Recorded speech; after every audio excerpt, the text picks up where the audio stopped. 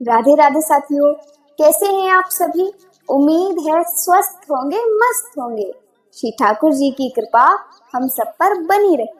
साथियों, स्वागत है आप सभी का आज की इस कक्षा में। हम अध्ययन कर रहे हैं कि सूत जी महाराज शौनक आदि ऋषियों से कहते हैं कि हे ऋषियों, जब राजा परीक्षित जी को मृत्यु के भय ने सताया, तब श्री सुखदेव जी महाराज ने उन्हें यही श्रीमद् भागवत कथा सुनाई और उनके हृदय से मृत्यु का भय समाप्त कर दिया। और साथियों, उस समय एक आश्चर्य हुआ। उसी समय देवता अमृतपूर्ण कलश लेकर वहां पर उपस्थित हुए। सुधा कुंभम गृहीत्वैव देवास्तत्र समागमन। और श्री सुखदेव जी महाराज से कहने लगे कि भगवान, आप इस कथा रूपी अमृत को हमें दे दीजिए और इसके बदले में आप ये अमृत से भरा हुआ कलश राजा परीक्षित जी को दे दीजिए, जिससे वो अमर हो जाएंगे और मृत्यु का भय समाप्त हो जाएगा। तब पता है, सुखदेव जी ने उनका उपहास करते हुए कहा, अरे सौदागर, तुम हमें ठगने के लिए आए हो। को सुधा को कथा लोके को कांचह को मणि महा। सुखदेव जी ने कहा कि अरे, कहाँ तो ये कांच के टुकड़े समान अमृत और कहाँ ये अमूल्य मणि के समान भगवान की अलौकिक कथा। अरे, तुम श्रद्धा भाव से कथा सुनने के लिए आए होते तो हम तुम्हें कथा अवश्य सुनाते, लेकिन तुम तो यहाँ सौदागर बनकर हमें ही ठगने के लिए चले आए। तुम कथा के अधिकारी नहीं हो, जाओ भागो यहाँ से। ऐसा कहते हुए सुखदेव जी ने देवताओं को वहां से भगा दिया। अभक्तांस विज्ञाय न ददौ स कथामृतम। श्रीमद् भागवती वार्ता सुराणामपि दुर्लभ। यहाँ श्री सुखदेव जी महाराज ने देवताओं को अनाधिकारी समझकर उन्हें भगा दिया। साथियों, ये वो देव दुर्लभ दिव्य कथा है जिसकी याचना करते हुए देवता वापस लौट गए। उन्हें ये कथामृत नहीं मिला। तब सूत जी शौनक आदि ऋषियों से कहते हैं कि हे ऋषियों, इसी दिव्य कथा को श्री सुखदेव जी ने राजा परीक्षित जी को सुनाया और 7 दिन में ही राजा परीक्षित जी को मोक्ष प्राप्त हो गया। साथियों, इस कलिकाल में श्रीमद् भागवत कथा ही तत्काल मोक्ष देने वाली है। तब शौनक जी ने कहा कि महाराज, यदि कथा इतनी प्रभावशाली तो इसे 7 दिन में ही क्यों सुनाया जाता है। 7 दिन में कथा सुनाने की परंपरा कब और कैसे प्रारंभ हुई, आप हमें विस्तार से बताइए। तब सूत जी महाराज ने कहा कि ऋषियों, प्राचीन समय में सनकादि ऋषियों ने नारद जी को यह कथा सुनाकर ये सप्ताह विधि की परंपरा प्रारंभ की थी। अब यहाँ शौनक जी ने सुना कि नारद जी ने कथा सुनी, वो भी 7 दिन। तो शौनक जी को बड़ा आश्चर्य हुआ। शौनक जी ने कहा कि भगवान, हमने तो ऐसा सुना है कि नारद जी तो 2 घड़ी से ज्यादा कहीं रुकते ही नहीं, तो फिर 7 दिन तक कथा सुनने का अवसर उन्हें कहाँ मिल गया और शनकादि ऋषियों के साथ उनका संयोग कहाँ पर हुआ, आप हमें थोड़ा विस्तार से बताइए। तब श्री सूत जी महाराज बताते हैं,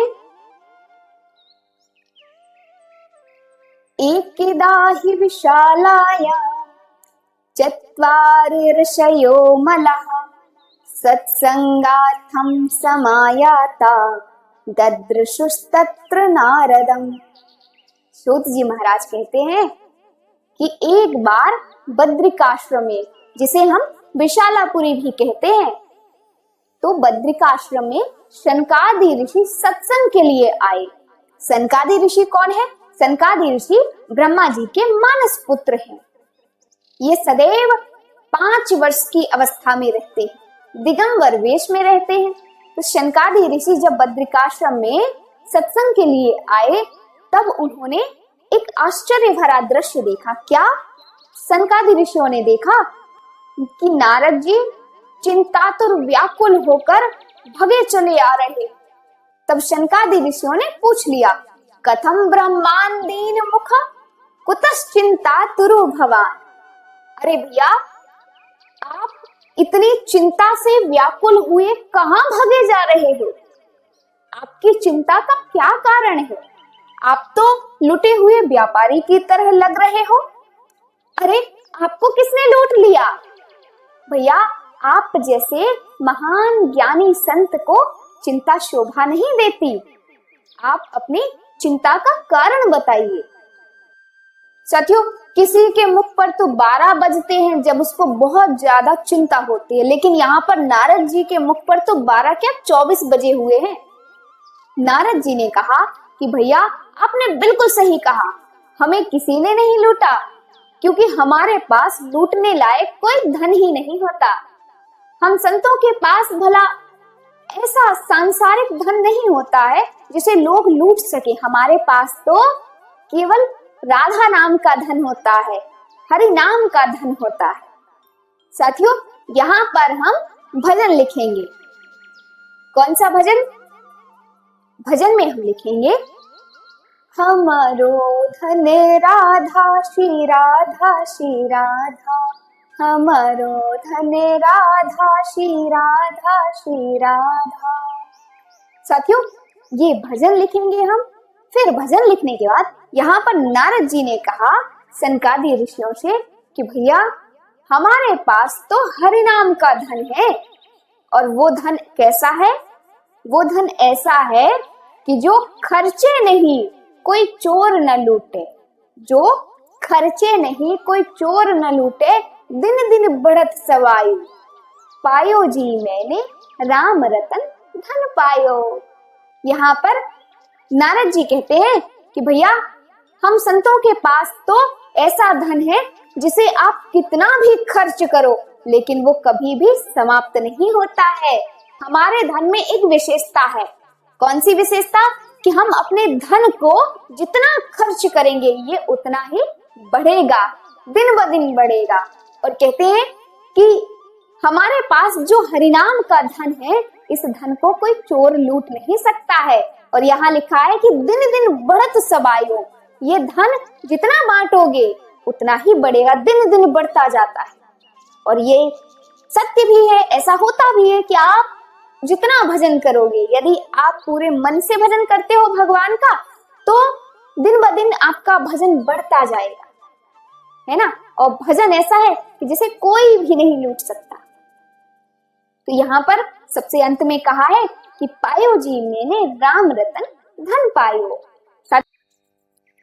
तो साथियों, इसीलिए नारद जी ने कहा कि भैया, हमारी चिंता का कारण ये नहीं है कि हमें किसी ने लूट लिया, बल्कि हमारी चिंता का कारण तो ये है कि हम पृथ्वी को सर्वश्रेष्ठ समझकर सत्संग की इच्छा से पृथ्वी पर भ्रमण करने के लिए गए, लेकिन वहां पर हमने देखा कि वहां सत्संग कहीं भी नहीं। हमने सारे तीर्थों में जाकर भ्रमण किया, लेकिन वहां हमें कोई भी ऐसा सत्संगी व्यक्ति नहीं मिला। साथियों, इसीलिए नारद जी बड़े उदास हो गए। और उदासी तो बनती है, क्यों? क्योंकि नारद जी तो एक संत है, और संत का आहार होता है सत्संग। संत का सबसे फेवरेट चीज क्या होती है? सत्संग, भगवान की कथा, भगवान की लीला सुनना और सुनाना। साथियों, जिस प्रकार हमें हमारी फेवरेट चीज नहीं मिलती है तो हम उदास हो जाते हैं, ठीक उसी प्रकार नारद जी को भी उनकी फेवरेट चीज यानी कि सत्संग नहीं मिला, इसीलिए वो उदास हो गए। साथियों, आज के लिए बस इतना ही। आगे की कथा हम नेक्स्ट वीडियो में अध्ययन करेंगे। तब तक के लिए यदि आपको आगे की कथा पता है कि नारद जी इतने व्याकुल क्यों थे, क्यों वो इतनी चिंता कर रहे थे और वो बद्रिकाश्रम क्यों गए, इसके आगे की कथा अगर आप लोगों को पता है तो अवश्य बताइए। तो मिलते हैं साथियों नेक्स्ट वीडियो में। तब तक के लिए आप सभी लोग अपना ध्यान रखिए, स्वस्थ रहिए, मस्त रहिए और रिवीजन करते जाइए। आप सभी को राधे राधे।